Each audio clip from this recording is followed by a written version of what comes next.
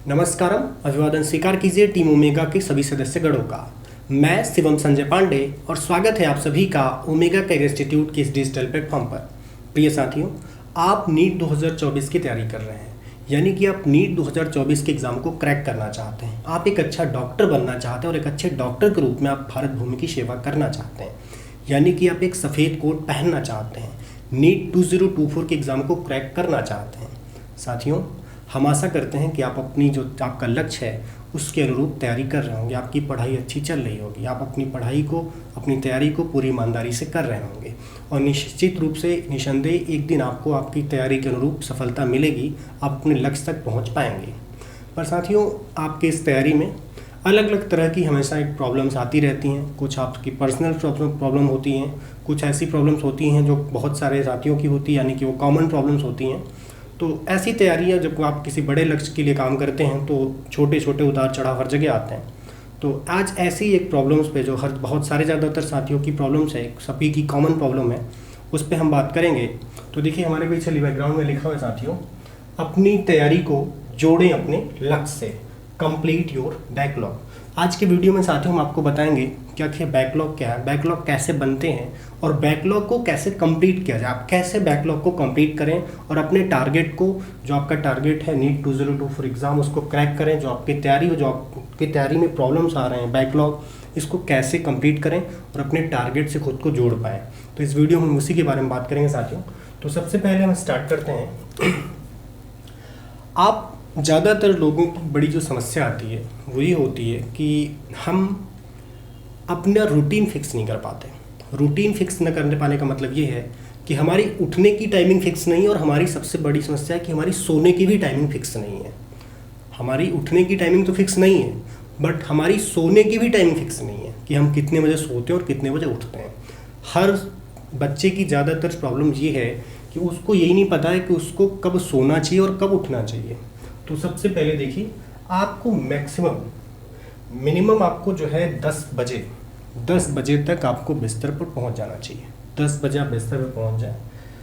और अगर मैक्सिमम आपको बहुत ज़्यादा देर तक जगने का मन है तो कुछ भी करिए, लेकिन आप 12 बजे तक बिस्तर पर पहुंच जाइए सोने के लिए। 10 से 12 के बीच आपको बिस्तर पर पहुंच जाना चाहिए सोने के लिए। सब कुछ छोड़ के आपको 10 से 12 के बीच आपको सोने के लिए पहुँच जाना चाहिए। और अगर आप 10 बजे सो रहे हैं तो प्रयास करिए कि आपको मॉर्निंग में 4 बजे, सुबह के 4 बजे उठ जाना चाहिए। और अगर आप 12 बजे सो रहे हैं, रात के 12 बजे सो रहे हैं, तो प्रयास कीजिए कि आपको ज़्यादातर कुछ भी कीजिए, लेकिन सुबह 6 बजे तक आप उठ जाइए। पर ये जो कहने की बात है, सिर्फ कहने की रह जाती है। इसको न तो कोई प्रैक्टिकल में लेता है, और प्रैक्टिकल में जो लेते हैं उसका परिणाम उन्हें मिलता है। बट बहुत से लोग कहते हैं कि सुबह उठने से क्या होगा। सुबह उठने से बहुत चीज़ें होंगी, सुबह उठने से बहुत चीज़ें होंगी। आप जो ये 10 बजे बेड पे पहुंच जाते हैं और 2 से 3 घंटे आप इस चीज़ में अपना टाइम यूटिलाइज़ करते हैं, कोई मतलब नहीं है, कोई मतलब नहीं, क्योंकि आपको इसका जो यूटिलाइजेशन वो पता ही नहीं। आप पूरा टाइम सिर्फ इसको स्क्रॉल करके, जो 1.5 GB आपको इंटरनेट मिल रहा है, 2 GB, उसको प्रयोग में, उसको बस ख़त्म करना है आपको, और कोई आपका टारगेट ही नहीं है। ये जो आप बेड पर 10 बजे पहुँच जाते हैं और 12 बजे आप 10 बजे जो पहुंचते हैं वो 12 बजे सो रहे हैं, और जो 12 बजे पहुंच रहे हैं वो 3 बजे सो रहे हैं। क्यों? क्योंकि पूरा टाइम उनका कहाँ जा रहा है? स्क्रॉल करते करते। कुछ नहीं कर रहे हैं, इंस्टाग्राम पे स्क्रॉल कर रहे हैं, फेसबुक पे स्क्रॉल कर रहे हैं, ट्विटर पे स्क्रॉल कर रहे हैं। क्या मिल रहा है स्क्रॉल करके? कुछ नहीं मिलने वाला है, ठीक है। तो सबसे बड़ी चीज़ कि आप सोने और उठने की टाइमिंग अपनी फिक्स कीजिए। ये एक बहुत बड़ा कारण है आपकी बैकलॉग का। आप जब सोते हैं, मान लीजिए आप सो गए 3 बजे सो गए, तो आपको मैक्सिमम 8 घंटे, मिनिमम 6 घंटे, मैक्सिमम 8 घंटे आपको सोना चाहिए। 3 बजे अगर आप सो रहे हैं तो आप 9 बजे उठेंगे, आप 9 बजे उठेंगे। और 9 बजे उठने के बाद आपकी कोचिंग की जो टाइमिंग है, मान लीजिए मॉर्निंग की आपकी बैच है, कोई टाइमिंग आपका मॉर्निंग का है, 7:30 बजे से बैच है, तो आपकी लापरवाहियों की वजह से क्या होता है कि उसको आप छोड़ देते हैं, जो एक बहुत बड़ा कारण है आपकी सफलता का। तो पहली चीज़ कि अपनी इस बुराई को समझें, ये बड़ी प्रॉब्लम जो है इसको सुधारने का प्रयास करें। रात को सही टाइम पर सोएं और सुबह को सही टाइम पर उठें, क्योंकि ये रूटीन अगर आप मेंटेन नहीं करेंगे तो आप बहुत बड़ी चीज़ से, अपने गोल से आप डाइवर्ट हो जाएंगे, अपने ट्रैक से आप भटक जाएंगे, ठीक। तो उठने और सोने और उठने की टाइमिंग फिक्स कीजिए। सोने की टाइमिंग ज़रूर फिक्स कीजिए और उठने की भी टाइमिंग फिक्स कीजिए, ठीक। क्योंकि इसके बिना आप कुछ नहीं कर सकते। जब आप समय से सोएंगे नहीं तो समय से उठ नहीं पाएंगे, फाइनल है। और समय से उठने के लिए सबसे पहले समय से सोने का टाइम फिक्स कीजिए। ये टेक्नोलॉजी का जो दौर है, इसमें आप समझ नहीं पा रहे कि आपका टाइम कहाँ कंज्यूम किया जा रहा है, कहाँ अपने टाइम को किल कर दे रहा है। तो इसको पहचानें और समझें, ठीक। क्योंकि ये चीज़ आप नहीं समझ रहे हैं। और इस चीज़ से होता क्या कि एक बहुत बड़ी प्रॉब्लम होती है, जिसकी वजह से आपको ये बैकलॉग एक दिन आपका बहुत डिप्रेशन बन जाता है, और ये प्रॉब्लम आप किसी से बता नहीं पाते। तो ये होता क्या है कि आप मान लीजिए 9 बजे उठ रहे हैं, 8 बजे उठ रहे हैं, तो आप करते हैं कि आप कोचिंग नहीं जाते हैं, आप कोचिंग नहीं जाते। जो आपकी सबसे बड़ी कमी है, सबसे बड़ी कमी यही है कि आप अपनी लापरवाहियों की वजह से क्या करते हैं, कोचिंग भी छोड़ देते हैं, कोचिंग कहते हैं नहीं जाएं। तो इस प्रॉब्लम को पहचानिए, ये आपके आलस की वजह से होता है, लेजीनेस की वजह से होता है। इसको पहचानें, इसको सुधारें। किसी भी कीमत पे, कुछ भी हो, कितनी भी स्थितियाँ विपरीत हों, स्थितियाँ कितनी भी विपरीत हों क्यों ना हो, जब तक कि ये न लगे कि अब आप समर्थ नहीं हैं कोचिंग में जाने के लिए, तब तक आप कोचिंग न छोड़ें। क्योंकि आपकी सफलता में आपका लगातार कोचिंग में जाना, वह सभी विषयों को ईमानदारी से आपको पढ़ना, आपके लक्ष्य से जोड़ने में आपकी मदद करेगा। स्थितियाँ कितनी भी विपरीत हों, जब तक कि ये न लगे कि आप समर्थ नहीं, आपके अंदर ऊर्जा ही नहीं बची, आप चल ही नहीं सकते, जा ही नहीं पाएंगे, जब तक ये स्थिति ना क्रिएट हो, ये ऐसी सिचुएशन ना बने, तब तक कोचिंग किसी भी हालत में ना छोड़ें। अगर आप अभी भी आलस कर रहे हैं, आप 3 बजे सो रहे हैं, तो आप कुछ भी कीजिए। कोचिंग का टाइमिंग 7 बजे, तो आप 7:30 बजे पहुँचिए कोचिंग में। 7 बजे 7:30 बजे अगर टाइमिंग है तो पहुँचिए, भले ही 4 घंटे सोइए। 1-2 दिन रूटीन खराब होगा, आदत सुधरेगी, और ये नहीं सुधारोगे तो प्रॉब्लम में आप जाओगे। क्योंकि टारगेट आपका है ना डॉक्टर बनने का, समाज का थोड़ी है कि आपको रोज सुधारते फिरेगा। मम्मी फ़ोन करेगी, उठ गए बेटा कि नहीं उठ गए, पापा फ़ोन करे, बेटा उठी कि नहीं उठी, तुम, कोई ध्यान नहीं देगा। आपकी प्रॉब्लम है तो आप ही सॉल्यूशन भी हैं, ठीक। तो ये जो सबसे बड़ी प्रॉब्लम है, ये क्या होती है कि ये बैकलॉग आपको समझ में नहीं आता, लेकिन ये बहुत बड़ा बैकलॉग यही होता है कि आप कोचिंग में नहीं जाते हैं। और होता क्या है कि एक दिन का पूरा फिजिक्स भी छूटा, केमिस्ट्री भी छूटा, बायो छूटा, ये बहुत बड़ी प्रॉब्लम है। तो इस प्रॉब्लम को किसी भी हद तक अपनी प्रॉब्लम बनने ही ना दें, ठीक। हमने लिखा है यहाँ पे, स्थितियाँ कितनी भी विपरीत क्यों ना हो, जब तक ये न लगे कि अब आप समर्थ नहीं है कोचिंग में जाने के लिए, तब तक आप कोचिंग न छोड़ें। क्योंकि आपकी सफलता में आपका लगातार कोचिंग में जाना, व सभी विषयों को ईमानदारी से पढ़ना, आपको आपके लक्ष्य से जोड़ने में आपकी मदद करेगा।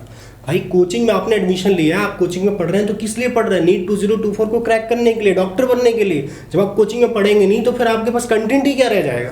तो इसलिए कोचिंग किसी भी कीमत पे ना छोड़े। सबसे बड़ी प्रॉब्लम यही है, कोचिंग किसी भी कीमत पे ना छोड़े, कुछ भी हो जाए, कोचिंग जाना है मतलब जाना है, ठीक।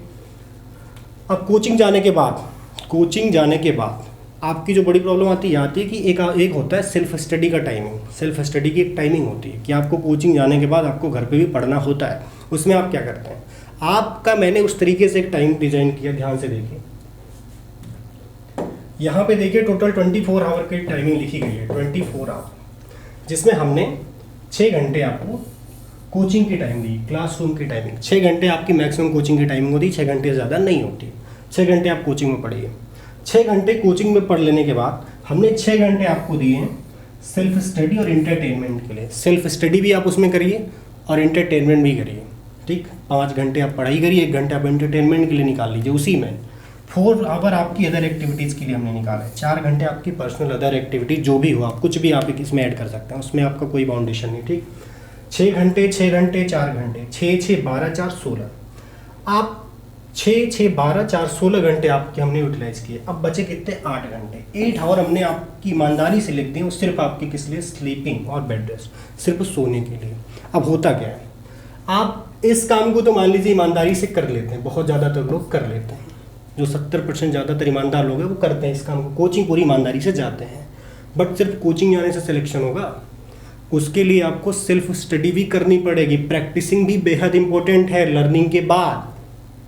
तो हमने जो 6 घंटे का टाइमिंग आपको बताया कि आपको सेल्फ स्टडी करनी चाहिए, उसमें आप क्या करते हैं कि ये जो एंटरटेनमेंट है, इसमें आप 6 घंटे में आपको 5 घंटे सेल्फ स्टडी को देने चाहिए, 1 घंटे इंटरटेनमेंट को देने चाहिए। आप क्या करते हैं, उल्टा कर देते हैं, आप 5 घंटे इधर दे देते हैं, 1 घंटे इधर दे देते हैं। 5 घंटे आप चाहते हैं कि आप एंटरटेनमेंट करें, फ़ोन को स्क्रॉल करते रहें, और 1 घंटे दिखाने के लिए पढ़ाई करते हैं, जो एक बहुत बड़ी समस्या है।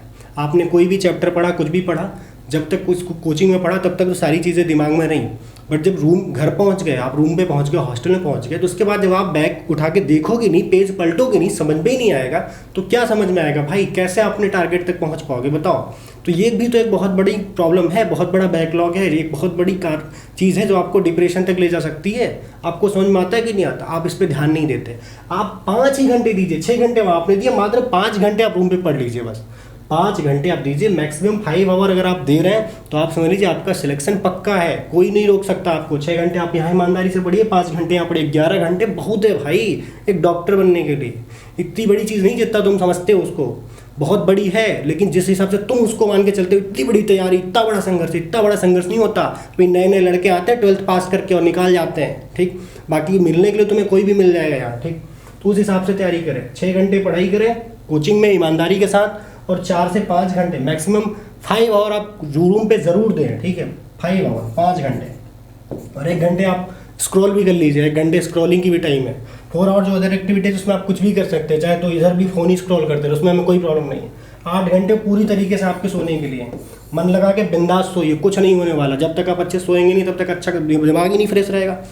पूरे मन लगा के सब कुछ सोइए, 8 घंटे बिल्कुल दिमाग से सोइए, खूब बुरी गंभीरता के साथ। मत सोचिए क्या हो रहा है, 8 घंटे सिर्फ सोइए मन लगा के, बट 6 घंटे भी ईमानदारी से काम कीजिए। 6 घंटे कोचिंग में पढ़िए, 6 घंटे आपका इधर भी जो होना चाहिए। तो हम करते क्या है, इस काम को, जो लापरवाह लोग हैं वो क्या करते हैं, सिर्फ इस काम को ईमानदारी से करते हैं, बाकी सारे कामों पे ध्यान ही नहीं देते, जो उनकी सफलता का एक बड़ा कारण है। आपको इस काम पे बहुत विशेष ध्यान देना है, इस पे ध्यान देना। अगर इन दोनों कामों पर आपने बहुत विशेष ध्यान दिया है तो आप इस टाइम को पूरी तरह से यूटिलाइजेशन के लिए करने के लिए ईमानदारी से प्रतिबद्ध हैं। मतलब आपका ये फिर राइट बन जाता है कि नहीं, हमने 6 घंटे इधर दिया, 6 घंटे इधर दिया, तो अब हमें 8 घंटे सो सकते हैं। लेकिन जब आप इधर 6 घंटे नहीं दोगे, 6 घंटे इधर नहीं दोगे, तो यहाँ कहाँ सोगे, यहाँ तो फिर चिंता में चले जाओगे, अरे ये कोचिंग नहीं गए, पढ़ा नहीं, ये नहीं पढ़ा, वो नहीं पढ़ा। तो ये भी एक बहुत बड़ा बैकलॉग बनता जाएगा, जो कल को एक डिप्रेशन बन जाएगा आपके लिए, ठीक। ये भी एक बैकलॉग है, लोगों को समझ में नहीं आता। उन्हें सिर्फ बैकलॉग यही लगता है कि कोई चीज़ आपने पढ़ी वो छूट गई है, वो बैकलॉग है। बैकलॉग ये भी है, आप विजन कर रहे हैं, रिवीजन ही नहीं कर रहे हैं, रूम में जाकर पढ़ ही नहीं रहे हैं, तो ये भी बहुत बड़ा बैकलॉग है ना भाई, इसको कौन समझेगा। तो इसका भी सॉल्यूशन आपके ही पास है, क्योंकि ये प्रॉब्लम कौन क्रिएट कर रहा है, आप ही कर रहे हैं, क्योंकि आपका आलसपन आपको जीने नहीं दे रहा, बढ़ने ही नहीं दे रहा। तो आलसपन को ख़त्म कीजिए। अगर डॉक्टर बनना है तो फिर कर्म कीजिए, संघर्ष करना ज़रूरी है। ऐसे नहीं हो जाएगा कि आपको मिल जाएगा सब कुछ, और आपकी प्रॉब्लम है तो सॉल्यूशन भी आप ही हैं। तो पहली चीज़ें समझ गए आप कि आपको जो है 6 घंटे कोचिंग में जाना ही जाना है, 6 घंटे आपको रूम पे देना ही देना है। 5 घंटे पढ़ाई करिए, 1 घंटे फ़ोन इंस्टॉल कर लीजिए, 6 घंटे। 4 घंटे आप अदर एक्टिविटीज़ के निकाल दीजिए, या 8 घंटे आप मन लगा के सोइए, बिना कुछ सोचे समझे। आप भूल जाइए आप कौन है, 8 घंटे से मन लगा के सोइए, अच्छा परिणाम आएगा, रिजल्ट आपके अनुरूप आएगा, डॉक्टर बन जाएंगे। लेकिन जब इस टाइम को भी यूटिलाइज करेंगे सोने के लिए, इधर भी चाहते हैं कि सोते ही सोते रहे, स्क्रॉल ही करते रहें, तो भाई सर पूरा टाइम आप स्क्रॉल ही करते रहेंगे, और देखेंगे आपका पड़ोसी एक दिन सेलेक्ट हो गया, अरे ये क्या हो गया, स्क्रॉल ही करते करते रिजल्ट आ जाएगा, ठीक है। तो इस वक्त को आप चाहे अच्छा ही प्रयोग कर लीजिए, अपने फ़ायदे के लिए कर लीजिए, यूटिलाइज करिए डॉक्टर बनने के लिए, या दूसरों की सफलता को शुभकामनाएं लिखने के लिए कर लीजिए, ये आप पे निर्भर करता है, ठीक। तो ये समझिए। अब अगली चीज़, आप फिजिक्स केमिस्ट्री और बायोलॉजी, अगर आप डॉक्टर बनना चाहते हैं, नीट की तैयारी कर रहे हैं, तो जाहिर सी बात है आप 3 ही विषय पढ़ रहे होंगे, फिजिक्स केमिस्ट्री और बायोलॉजी। फिजिक्स में क्या होता है, मान लीजिए आपने एक चैप्टर पढ़ा मोशन इन स्ट्रेट लाइन, ठीक, आपने मोशन इन स्ट्रेट लाइन पढ़ लिया। केमिस्ट्री मान लीजिए आपने पढ़ा some basic concept of chemistry, और बायोलॉजी में आपने मान लीजिए पढ़ लिया सेल साइकिल, ठीक, cell cycle and cell division. ये आपने 3 चैप्टर पढ़े हैं। अब आप क्या करते हैं कि जो 3 चैप्टर आपने पढ़े, इसको आपने पूरी ईमानदारी से पढ़ा, 3 चैप्टर आप पूरी ईमानदारी से पढ़ते हैं, जहाँ जो टीचर क्लास में पढ़ा रहा है, आपने फिजिक्स में भी पढ़ा, केमिस्ट्री में पढ़ा, बायो में पढ़ा। मान लीजिए ये चैप्टर एक आगे बढ़ा, दूसरा कोई चैप्टर स्टार्ट हो गया, यहाँ भी कोई आगे बढ़ा, दूसरा चैप्टर स्टार्ट हो गया, यहाँ भी कोई आगे बढ़ा, एक दूसरा चैप्टर स्टार्ट हो गया।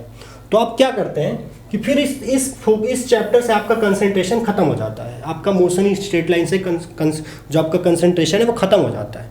क्यों? क्योंकि आपको आपका अगला टारगेट दिखने लगता है, क्या, जो दूसरा चैप्टर होता है। आप अपने दूसरे चैप्टर की तरफ भागने लगते हैं। आप मान लीजिए केमिस्ट्री में आप नॉमेनक्लेचर चल रहा है, तो आपने सम बेसिक छोड़ के अब नॉमेनक्लेचर पे आ गए। तो ये जो छोड़ देने वाली समस्या है, ये भी एक बहुत बड़ा बैकलॉग है जो आपको समझ में ही नहीं आता। बायोलॉजी में आपने सेल यूनिट सेल डिवीजन पढ़ा, मान लीजिए इसके बाद ह्यूमन फिजियोलॉजी पढ़ाई गई, ह्यूमन फिजियोलॉजी मान लीजिए रिस्पिरेशन पढ़ाया गया, तो आपने क्या करा, सेल छोड़ दिया। अब सेल से आपका कंसंट्रेशन खत्म हो गया, अब आपका कंसंट्रेशन कहाँ गया, रिस्पिरेशन पे। ये भी बहुत बड़ी प्रॉब्लम है। आपको जो क्लास में पढ़ाया जा रहा है, लर्निंग तो आपकी लगातार चल रही है, बट प्रैक्टिसिंग आप मिस कर रहे हैं। और अगर आप प्रैक्टिसिंग मिस कर रहे हैं तो ये भी आपकी असफलता का एक बड़ा कारण है, ये भी एक बैकलॉग का बड़ा कारण है, जो बैकलॉग बन जाता है, जो आपको समझ में नहीं आता। आपको बैकलॉग अभी तक सिर्फ यही समझ में आता है कि कोई चीज़ आपके चैप्टर में छूट गई, आप कहीं चले गए थे, वो बैकलॉग नहीं है भाई, ये भी बहुत बड़ा बैकलॉग है। क्योंकि आपका टारगेट ये नहीं कि कोचिंग में आपको जो पढ़ाया जा रहा है वही पढ़ लीजिए, आपका टारगेट नीट 2024 को क्रैक करना है। ऑल ओवर इंडिया के बच्चे बैठे हैं, आपको कंपटीशन का एग्जाम देना है, तो उसके लिए आपको क्या करनी पड़ेगी, प्रैक्टिसिंग करनी पड़ेगी। आप प्रैक्टिसिंग कर ही नहीं रहे हो, तो आप जो है क्या करें, इसके लिए फिजिक्स में मान लीजिए आपको मोशन इन स्ट्रेट लाइन पढ़ाया गया, तो मोशन इन स्ट्रेट लाइन को आप इस तरह से डिफाइन कीजिए कि आपको एक चौपदिया हो जाए, आपका एक शॉर्ट नोट्स बन जाए, और शॉर्ट नोट्स बनाइए। हमने पहले आपको बताया था कि आप हर चैप्टर का एक शॉर्ट नोट्स बनाइए जो आपकी अपनी भाषा में हो, जो आपकी टारगेट से जोड़ने में बहुत हेल्प करेगा आपकी। अभी आपको समझ में नहीं आ रहा, लेकिन आगे आप सभी 4 से 6 महीने बाद आपको समझ में आएगा, तो इसलिए अभी से जाग जाइए। ठीक, हर चैप्टर का, फिजिक्स का अगर 30 चैप्टर है फिजिक्स में, तो 30 चैप्टर के आपको आपकी भाषा में आपके पास शॉर्ट नोट्स होने चाहिए, जो आप जब चाहें तब उसको रिवाइज कर लें। अब मान लीजिए अगले टेस्ट में यहाँ पे सेल स्ट्रेट मोशन आए, जो भी आया फिजिक्स में टॉपिक आया, तो आप पुराना वाला भूल गए, क्योंकि टॉपिक वाइज टेस्ट चल रहा है। आप सोच रहे हैं कि टॉपिक वाइज में चल रहा है, जो टॉपिक यहाँ, भाई साहब नीट एक चैप्टर से आपसे सवाल नहीं पूछेगा, वो आपके होल सिलेबस से पूछेगा, फिजिक्स केमिस्ट्री बायो सब मिला के। तो आपको एक चैप्टर से सवाल वहाँ नहीं जवाब देने, आपको एक चैप्टर पढ़ लेने से आप डॉक्टर नहीं बन जाएंगे, आपको पूरा पढ़ना है। और पूरा आप अभी नहीं पढ़ेंगे तो आगे क्या होगा, ये बैकलॉग बैकलॉग बैकलॉग बनते बनते बहुत बड़ा क्या हो जाएगा, डिप्रेशन का कारण बन जाएगा आपके लिए। ठीक, और बाद में फिर कुछ कर नहीं पाएंगे। इसलिए अभी से एक शॉर्ट नोट्स बनाइए, फिजिक्स में भी, केमिस्ट्री में भी, बायोलॉजी में भी, जहाँ हर चैप्टर आपके 1-1, 2-2 पेज में खत्म हो जाए। जब आप उसको चाहें रिवाइज करना चाहें, आधे घंटे में फिजिक्स को, आधे घंटे में केमिस्ट्री, आधे घंटे में बायोलॉजी, सब रिवाइज हो जाए। अब ऐसे इतना बड़ा बोझ लेके चलेंगे, इतने मोटे मोटे रजिस्टर, तो कुछ नहीं हो पाएगा। ठीक, आप अपनी भाषा में शॉर्ट नोट्स भी बनाइए, क्योंकि आपको समझना है नीट में आप ही को सॉल्यूशन देना है, आपको एग्जाम देने जाना है, दूसरा नहीं जाएगा ना, तो आपका टीचर जाएगा ना, आपके बगल बच्चा, बगल के पड़ोसी का लड़का जाएगा, आपको जाना है, तो आपको समझना है, तो आपको अपनी भाषा में सब कुछ डिफाइन करना पड़ेगा ना। फिजिक्स में कोई आपको समझाया क्या, मान लीजिए टीचर ने बहुत अच्छा पढ़ाया, पर टीचर की भाषा वो कॉमन होती है, सभी कुछ सही सोच के बनाएगी। मान लीजिए आप ज़्यादा एडवांस हो या कम एडवांस हो, तो आप अपने तरीके से शॉर्ट नोट्स बनाइए, जो आपके लिए बहुत ज़रूरी है। ठीक, फिजिक्स में भी बनाइए, केमिस्ट्री में बनाइए, बायोलॉजी में भी बनाइए, ताकि आप जो यहाँ पे पेपर आप दे रहे हैं, उसके बाद जो आपका टॉपिक पीछे पढ़ाया गया वो आप भूलें ना, उसको भी आप रिवाइज करते रहें, पलटते रहें। तभी नहीं तो 38 चैप्टर, 35 चैप्टर या 30 चैप्टर जब इतने ज़्यादा एक साथ हो जाएंगे, 100 चैप्टर एक साथ पढ़ने पड़ेंगे, तो कैसे पढ़ पाओगे भाई। अभी से तैयारी करो, ये एक बहुत बड़ा बैकलॉग होता है, और आप इसको खुद इसके क्रिएटर हैं, आप इसके खुद क्रिएटर, जो बैकलॉग क्रिएट होता है इसके क्रिएटर भी आप हैं, और सॉल्यूशन भी आप ही है, सॉल्यूशन भी आप ही के पास है। हम नहीं समझाएंगे आपको, हम नहीं आके आपकी शॉर्ट नोट्स बना देंगे आज करने, ना कोई टीचर आपको आके बना देगा। ठीक, सब कुछ आपको करना पड़ेगा। तो ये बहुत बड़ी समस्या है। फिजिक्स, केमिस्ट्री, बायोलॉजी आपका चैप्टर है, आपको सब्जेक्ट है तीन ही सब्जेक्ट पढ़ना है, बहुत ज़्यादा कुछ नहीं पढ़ना, और इतनी बड़ी चीज़ भी नहीं है। फिजिक्स, केमिस्ट्री, बायोलॉजी में 30-30, 35-35 चैप्टर है। आप इसको क्या करिए, शॉर्ट नोट्स बनाइए, हर चैप्टर की एक छोटी छोटी डायरी लिख, जिस भी तरीके से आप बनाना चाहते हो, छोटी छोटी डायरियाँ खरीद लीजिए। फिजिक्स में बनाइए, केमिस्ट्री में बनाइए, बायोलॉजी में बनाइए, जो आपके लिए बहुत ज़रूरी है, क्योंकि अभी आप नहीं समझ रहे हैं, आगे समझेंगे। ठीक, तो इसको भी विशेष ध्यान दें। इसके भी आप ध्यान नहीं देते हैं, जिसकी वजह से कि आप बहुत बड़ी समस्याओं में आते हैं, और कल को आपका डिप्रेशन का शिकार हो जाते हैं। बहुत बड़ी प्रॉब्लम होती है भाई, अभी नहीं समझ रहे हो, आगे समझो। लोग बहुत यहाँ चिंताएं लेके घूमते रहते हैं कि यार काश उस समय ध्यान दे दिया होता। तो अभी तो आपके पास समय है, क्योंकि मई में एग्ज़ाम हो ना, मई 2024 में, तो अभी आपके पास बहुत समय है। उस हिसाब से अपने आप को प्रिपेयर कर लीजिए, नहीं आगे चल के टाइम नहीं मिलेगा, फिर होली, दिवाली, रक्षाबंधन ऐसे ही बीतता जाएगा। तो इस बात का विशेष ध्यान रखें।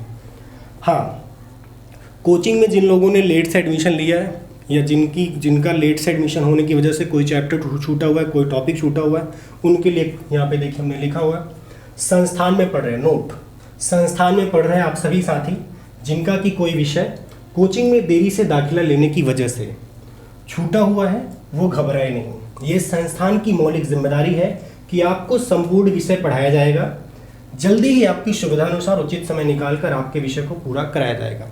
चाहे वो आप हमारी कोचिंग में पढ़ रहे हो, हमारी कोचिंग में पढ़ रहे हो, तो हमारे तो मौलिक अधिकार है ही है, क्योंकि आपने में फीस पे करी है, और हमारी रिस्पॉन्सिबिलिटी है कि हम आपको पूरा सिलेबस कंप्लीट करा के दें। हर चैप्टर जो आपका छूटा है उसको हम आपके जैसे भी टाइम मिलता है उस हिसाब से मैनेज करके आपको एक्स्ट्रा टाइम दे के आपको सिलेबस को, आपका चैप्टर कंप्लीट कराया जाएगा। ये हमारी रिस्पॉन्सिबिलिटी है। अगर आप अदर कोचिंग में भी पढ़ रहे हैं तो अदर कोचिंग की भी अपनी एक रिस्पॉन्सिबिलिटी है, उसका भी एक मौलिक कर्तव्य है कि आपको जो पढ़ाया जाएगा वो पूरा चैप्टर, आपको पूरा सिलेबस आपको पढ़ाया जाएगा, कंप्लीट करवाने की उनकी रिस्पॉन्सिबिलिटी है। अगर उनकी तरफ से कोई गलती हुई, आपने लेट एडमिशन लिया, उन्होंने अगर आपको बताया है तो ये इंस्टीट्यूट की रिस्पॉन्सिबिलिटी वो उनको करेंगी।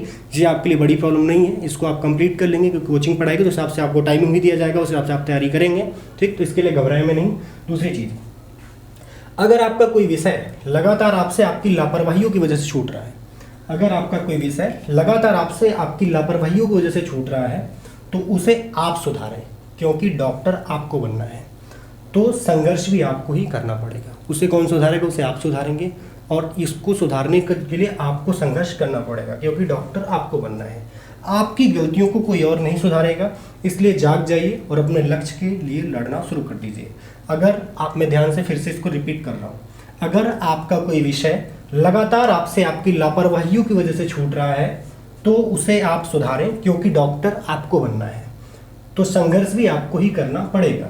आपकी गलतियों को कोई और नहीं सुधारेगा, इसलिए जाग जाइए और अपने लक्ष्य के लिए लड़ना शुरू कर दीजिए। जी, आप जागिए, क्योंकि डॉक्टर आपको बनना है, टारगेट आपने है, ख्वाब आपने सोचा है, तो पड़ोसी नहीं सुधारने आएंगे कि बेटा कर लो कर लो कर लो कर लो, कोई नहीं सुधारेगा, ठीक है। जितने लोग हैं अभी बहुत अच्छा लग रहा है, क्योंकि अभी तैयारी करना है और रिजल्ट आएगा, सब फोन करके ही पूछेंगे। जिन रिश्तेदारों ने कभी आपके रिलेटिव्स ने कभी आपको फ़ोन नहीं किया होगा, रिजल्ट के दिन पूछें क्या बेटा हुआ कि नहीं हुआ, उन्हें पता नहीं हुआ है, क्योंकि हो जाएगा तो फ़ोन करोगे तब भी नहीं उठाएंगे। तो इसलिए समझो कि अवसर क्या उन्हें देना है या खुद लेना है। अब आता है क्लास में आप सीखते हैं, क्लास में आप सीखते हैं, क्लास में आप क्या करते हैं, लर्निंग का प्रोसेस होता है। आप क्या करते हैं, टीचर आपको सिखाता है, आप उसको सीखते हैं। कोई भी चैप्टर, कोई भी टॉपिक आप सीखते हैं, ठीक। लर्निंग का प्रोसेस कहाँ होता है? क्लास में होता है। आप क्या करते हैं, लर्निंग का प्रोसेस कहाँ होता है? क्लास में होता है। लर्निंग का प्रोसेस क्लास में होता है, बट जो प्रैक्टिसिंग का प्रोसेस है कहाँ पे होता है? ये आपके घर पे होता है। कहाँ पे होता है? घर पे, बेड, आपके रूम में होता है, जहाँ पे आप रहते हैं, आपके हॉस्टल में होता है।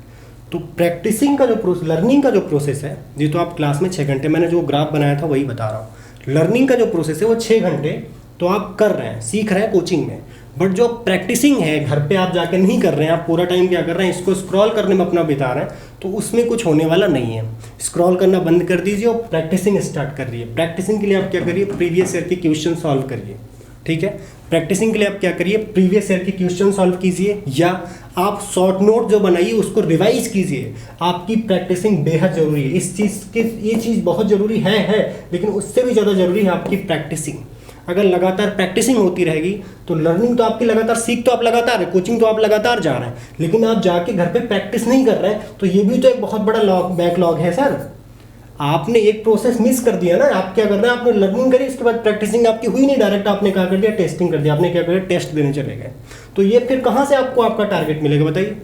ये भी तो एक बहुत बड़ा बैकलॉग है, और ये बैकलॉग कौन क्रिएट कर रहा है? आप क्रिएट कर रहे हैं, क्योंकि आप अपनी चीज़ को समझ नहीं रहे, अपनी प्रतिभा को पहचान ही नहीं पा रहे हैं। तो हर जगह आपको बैकलॉग दिखेगा, बस बैकलॉग को पहचानिए, और बैकलॉग को जब आप पहचानेंगे तो आपको पता चलेगा हर जगह, जितनी जगह आपको बैकलॉग क्रिएट होते दिखाई दे रहा है, उसके सिर्फ क्रिएटर कौन है? आप। सिर्फ उसका श्रेय किसको मिलना चाहिए? आपको। तो मालिक, उसका सॉल्यूशन भी आप ही के पास है, उसका सॉल्यूशन भी आप ही के पास है। उस प्रॉब्लम का, जो आपने प्रॉब्लम क्रिएट करी, उसका सॉल्यूशन आपके पास है, तो अपनी उस प्रॉब्लम का सॉल्यूशन भी खुद बनिए। दूसरे से उम्मीद मत लगाइए कोई मदद करेगा, कोई नहीं करता है। इसलिए लर्निंग, सीखना स्टार्ट करिए, उसको कंटिन्यू करिए, जिस तरह टीचर सिखा रहे पूरी ईमानदारी से क्लास में सीखिए, बट उससे भी ज़्यादा जरूरी है कि प्रैक्टिसिंग कीजिए। आप प्रैक्टिस कीजिए, प्रैक्टिस नहीं करेंगे तो एक बहुत बड़ा बोझ बनता चला जाएगा। एक चैप्टर पूरा क्या बन जाएगा, यूनिट बन जाएगी, पूरी एक बुक बन जाएगी, पूरा मोटा रजिस्टर बन जाएगा, फिर नहीं झेल पाएंगे आप। इसलिए प्रैक्टिसिंग बहुत ईमानदारी से करें, और प्रैक्टिसिंग के लिए आप क्या करें, मैंने बोला प्रीवियस ईयर के क्वेश्चन भी लगाएं, आप PYQ भी लगाएं। PYQ, प्रीवियस ईयर क्वेश्चन की बुकलेट आपको यहाँ से भी मिलने वाली बहुत जल्दी संस्थान की तरफ से, और मार्केट में अलग अलग तरह की अवेलेबल है। प्रीवियस ईयर के क्वेश्चन लगाएं नीट के, और साथ ही टेस्टिंग के लिए आप टेस्ट सीरीज ज्वाइन करें। अगर आपने एग्जाम गुरु ओमेगा के जो नया वेंचर एग्जाम गुरु, वहाँ की टेस्ट सीरीज ज्वाइन करी तो अच्छी बात है, और अगर आपने कहीं की नहीं ज्वाइन करे तो फिर से आप ज्वाइन करें ओमेगा की जो एग्जाम गुरु की टेस्ट सीरीज़ है, क्योंकि ये बहुत अच्छी है और बहुत कम पैसे में आपको अच्छी चीज़ें मिल रही है, अच्छा कंटेंट मिल रहा है, ठीक। बाकी आप जहाँ भी रहे, जिस हिसाब से आपको, जहाँ भी आपको सुविधा अनुसार जो आपको ठीक लगे वहाँ ज्वाइन करें, बट कुछ भी कीजिए, लर्निंग, प्रैक्टिसिंग और टेस्टिंग, इसको कंटिन्यू रखिए, क्योंकि अगर एक प्रोसेस आप मिस कर रहे हैं तो अपने टारगेट को भूल जाइए, तो आप अपने टारगेट तक पहुँच ही नहीं पाएंगे, और सब ये बैकलॉग है। एक भी प्रोसेस मिस करना बैकलॉग है। अब बैकलॉग को दूर कर एक दिन में थोड़ी कर पाओगे, लगातार कंसिस्टेंसी के साथ काम करने से इसको दूर करोगे। सिर्फ एक दिन चौपटिया बना के उसको पलट लेने नहीं डॉक्टर बन जाओगे भाई साहब। छोटी छोटी शॉर्ट नोट्स बनाइए, शॉर्ट नोट्स डायरियाँ बनाइए, उसको डेली रिवाइज करते रहिए, तब आपको आपके टारगेट को जोड़ने में अच्छा लगेगा। ठीक है, तो तैयारी अच्छे से करिए। All the best. ठीक, आपको अच्छा लगे, आपको जल्दी से डॉक्टर बनने का मौका मिले, आप क्रैक करें नीट, हम भी बढ़िया आपको शुभकामनाएं प्रेषित करें। बट सबसे बड़ी, कुछ भी करिए, अपने टाइम को किल मत कीजिए फालतू की चीज़ों में, फ़ोन को स्क्रॉल करने में, अदर एक्टिविटीज़ में, फालतू की जो एक्टिविटीज़ चल रही हैं हर जगह आपके यहाँ हो रही हैं, उसमें अपना वक्त मत जाया करिए। अपने आप को पहचानिए और अपने टारगेट से खुद को जोड़िए। जो आपका टारगेट है नीट 2024, और उसके लिए समर्पण बेहद ज़रूरी है, आपको बेहद लगना बहुत ज़रूरी है, पूरे ईमानदारी से आपका काम करते रहना बेहद ज़रूरी है, उसको करिए। किसी भी तरह से बैकलॉग बनने ही मत दीजिए, सॉल्यूशन तो दूर की बात है। मैंने कहा कि हम आपको सॉल्यूशन नहीं दे रहे, हम ये बता रहे कि बैकलॉग बन क्यों रहा है। बैकलॉग को बनने ही मत दो भाई, डायरेक्ट क्या करो, काम करते रहो, बैकलॉग को क्रिएट ही मत होने दो। बैकलॉग तब क्रिएट होगा जब आपके अंदर आलसपन आ जाएगा। आलसी बनिए ही मत, ईमानदार बनिए, कर्म करते रहिए। ठीक है, तो ईमानदारी से पढ़ाई करें। बाकी किसी भी तरह की समस्या के लिए आप संस्थान में विजिट करें, या कुछ भी कोई भी प्रॉब्लम होती है आप संस्थान के जो अलग अलग सोशल मीडिया अकाउंट्स हैं वहाँ से आप जुड़ें, कॉन्टैक्ट पे आप संपर्क कर सकते हैं। किसी भी तरह की समस्या के लिए हमारी तरफ से आपके लिए प्रतिबद्ध है कि आपको आपकी लक्ष्य से जोड़ पाएँ, आपको आपकी मंजिल से जोड़ पाएँ। तब तक के लिए थैंक यू, धन्यवाद।